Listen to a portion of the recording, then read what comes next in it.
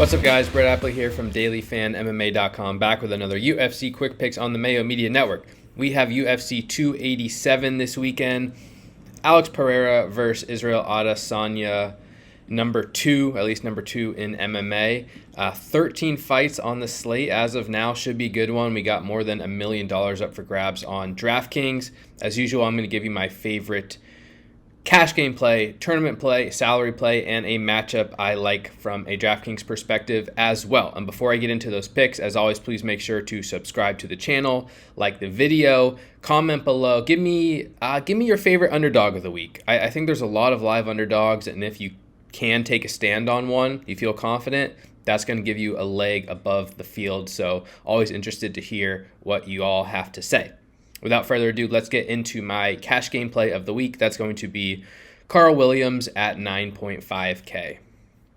All right, cash games is actually interesting this week. I think there's a lot of different ways to go. I don't think even Williams, who I'll talk about, is a must play because you have Gilbert Burns in the top end, Bahamondes in the top end, Kevin Holland in the top end, some decent 8K options, as well as we have a competitive main event down in the lower 8K. So There are quite a few options this week. I do like Williams. He's one of the heaviest favorites on the slate at minus 400 up against Chase Sherman, who I believe is, I've been told, 4-10 in his UFC career. That is not good.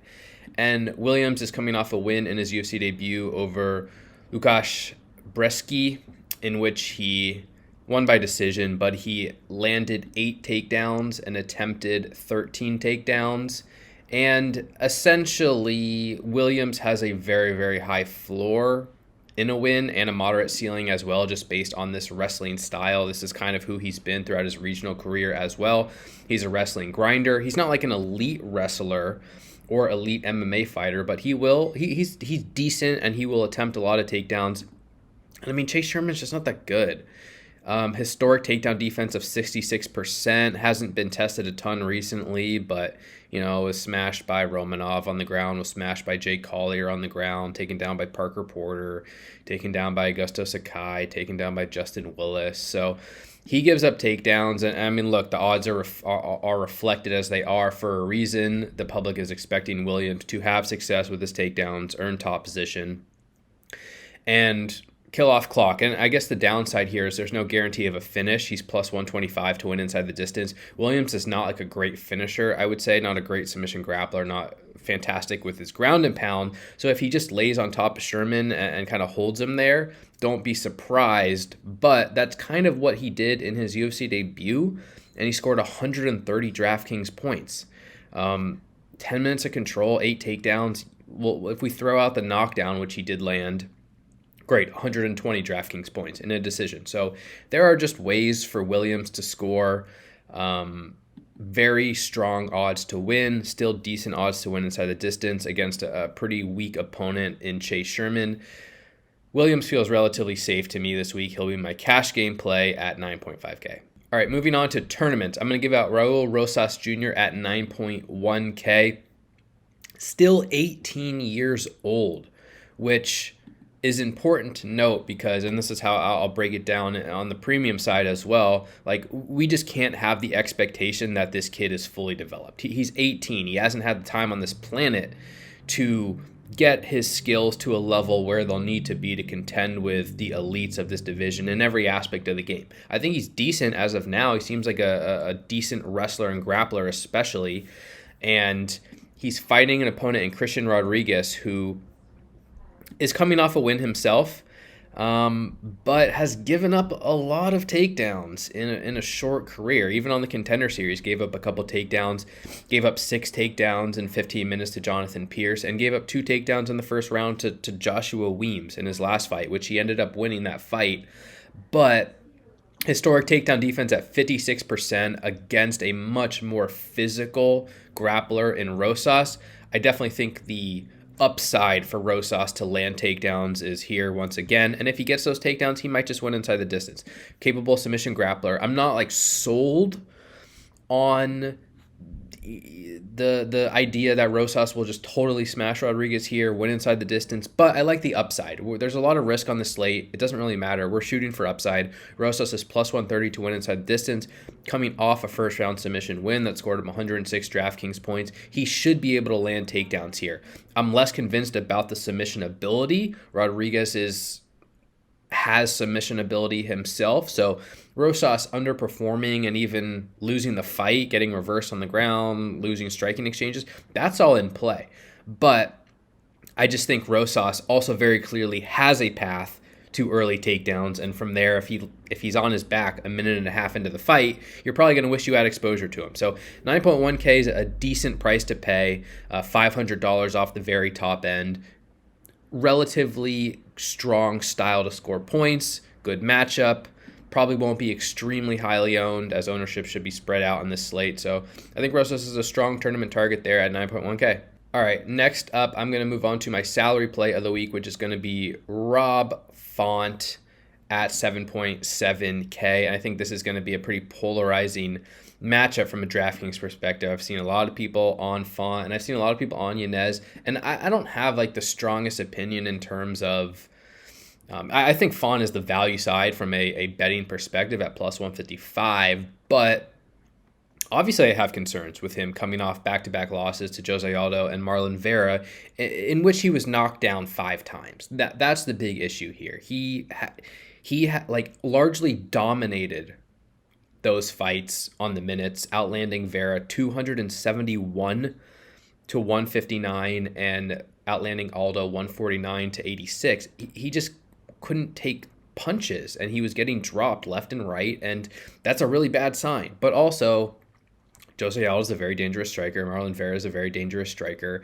And historically, Font has been pretty durable. His metrics are just outstanding. 6.38 significant strikes landed per minute, 3.95 absorbed, 57% striking defense. He's a very good fighter. And he's now fighting an opponent in Yanez who hits very hard and is coming off a knockout win. He has knocked out 5 of his last 6 opponents. So it's really kind of obvious to come up with the conclusion that, yeah, Yanez might also be able to hurt Font and win by knockout as well. And this isn't my matchup of the week, but I'm going to have exposure to Yanez in tournaments too. He's plus 125 to win inside the distance. He's going to be popular at 8.5K. If he doesn't win by knockout, though, I'm really not sure that he wins at all, because I would consider him somewhat dependent on damage. He's a good striker, a capable striker, good in combination, but I mean, he's absorbing nearly 5.5 significant strikes per minute already against competition like Tony Kelly, Davey Grant, and Randy Costa. And Font just has a pretty high floor in terms of his ability to land strikes in this matchup. Font is a very good boxer, historically very high volume, probably better defensively than Yanez. Durability is a big question mark, but Font is a very strong minute winner. And should this fight just play out for 15 minutes, it'll be competitive. But I definitely think it's a fight that Font is capable of winning. Font also may have wrestling upside here too. Averages more than a takedown per 15 minutes. Yanez has not yet been taken down in the UFC, but he hasn't really fought good grapplers. I'm not expecting much wrestling, but I do like the high-paced nature of this matchup. I think Font may be a little bit of a leverage target. He's only plus 520 inside the distance, so that's the downside.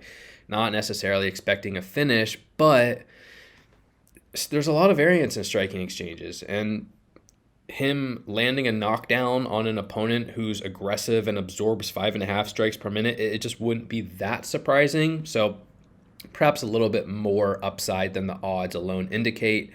It's going to be a fun fight. I will take chances on the underdog there, Font at 7.7K. And finally, my tournament matchup of the week. This is going to be Joe Pfeiffer versus Gerald Meerschaert. Pfeiffer is the favorite here at minus 190, Meerschaert plus 165. On DraftKings, Pfeiffer 8.7K, Meerschaert 7.5K. And this fight, I think, has the best odds out of any fight on the slate to end inside the distance. I see minus 435. Pfeiffer coming off a smash win in his UFC debut against Alan Amedovski. That doesn't really mean much, but he's a capable boxer, a capable wrestler against an opponent in Meerschaert who just is really bad defensively, quite honestly, in part because His BJJ style kind of consists of being a good nail, where he will give up takedowns at will, he will eat strikes, and then kind of come from behind and win by submission late. That's been a lot of Meerschaert's career, but at the same time, he's defending takedowns at 29%. I mean, he's been knocked out cold in 2 of his last 3 losses. So Pfeiffer, I think, has knockout upside, and that's reflected in the odds. And I think Pfeiffer has wrestling upside. And he is minus 125 to win inside the distance. That's one of the best lines on this slate in general. He will be popular at 8.7K, but I think it's kind of obvious. And you don't have to play Pfeiffer, but I just think in a win, it's very likely to either come by knockout or come with wrestling. And so at 8.7K, he definitely has potential to exceed value at that price. Very strong tournament option. Meerschaert, 7.5K. We know the drill with him. He's just always live for a submission. Plus 235 to win inside the distance. It's a very strong line for 7.5K against an opponent who's still relatively untested. Winning against Amedovski doesn't really mean anything. It's quite possible that Meerschaert is just a better submission grappler, and if Pfeiffer does grapple with him and gets tired, in round 2 and round 3, Meerschaert can lock up a guillotine or something like that. I'm not necessarily picking Meerschaert to win, but I do think he has upside for his price tag, 7.5K. Very strong metrics in this matchup overall, and it's going to be a fight that I am moderately invested in on DraftKings. All right, guys, that's going to do it for this week's UFC Quick Picks. Thank you so much for the support. You can follow me on Twitter, Appley, TTPP, DailyFanMMA.com for all your DraftKings breakdowns needs. Best of luck this week. Take care. Stay safe. We'll talk to y'all soon. Peace.